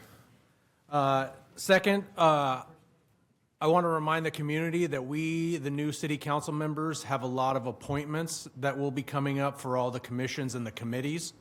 And please get in your applications. The deadline is January 2nd. And then we will be taking and deciding amongst those applications on who each one of us will be appointing to all the commissions and the committees. And Merry Christmas. Ms. Rodriguez. I would like to thank my colleagues up here for having faith in me and putting me up here. I really appreciate it. Matt, I didn't get to keep my straw, so I think your straw needs to be somehow displayed as the winning straw. On your pitcher. Unless you want to keep it at home and have it at home. I don't. Give it up. Okay. I also did want to say that, you know, this districting is not anybody's favorite thing to do, and we don't care for it, but we have to do it. So all the more reason for more involvement so that we make sure we do it the best way we can, because we will move forward and we will make the best of it. We need to make the best of it, and we can hopefully try to use this to make the city even stronger if we do it right. So let's have, you know, I'm really hoping that the public will step forward beyond those who are regularly here, and I think those who are shared those seats with me quite often. So again, Merry Christmas and Happy New Year. All right. First, I just want to say congratulations to new council. This is a great-looking council, don't you think? I think so. I think so. I'm very, very optimistic for the next 2 years. I mean, not to undermine anything that the previous council accomplished. I think we made Galt a better place, but I have high hopes for this council. I'm going to set the bar really high for all y'all. So I think we can meet it. I want to thank the vice mayor for his tenure as a mayor, and I appreciate, always being available to people and always participating in every, function that you can make it to. I know being the mayor is very difficult, and you are expected to be a lot of places, and so I can tell you that I will definitely lean on you very heavily as the vice mayor with my busy schedule for things that I may not be able to attend, so I would appreciate that support, Paul, and thank you for all your support for our time the last 6 years of serving together so far. Just want to remind everybody the community dinner Rotary's putting on is on the 21st. It's open to the public at the Littleton Center at 11 o'clock. It's a great community event, free to the public, free meal. So if you know anybody who could use a good meal, maybe is a little less fortunate, please let them know to show up this Saturday. I wanted to say a shout out to everybody that was involved with staff with the Christmas parade. It was phenomenal. I know Armando Solis is not here tonight, but I know Public Works was involved in some manner. Staff was involved. We had the PD was involved with street closures. There was a lot of moving parts, and especially the cleanup crews. I'm not going to lie. After the parade was over, I'd never seen so much debris and candy on the streets. I thought there was no way that they're going to be able to clean these streets. And the next day, it literally looked like it didn't even happen. And I was very impressed. And I passed that on to Mr. Solis. So hats off to the cleanup crew and all the people behind the scenes that we don't really think of sometimes for all their amazing work after hours on cleaning up after our great parade. And last but not least, I want to say thanks to Public Works for keeping the C Street project on track. Again, things be going very well. I haven't heard any complaints. We're on schedule, so please let Trung know. We appreciate keeping that going, and we look forward to that being completed. And then last but not least, everybody have a safe holiday. Please be safe, drive safe, don't drink and drive. Call an Uber. Let's all get home safe to our families. Let's have a good Christmas, a good New Year's, and we will see you all back next year. I will now adjourn the meeting at 8:19. Thank you.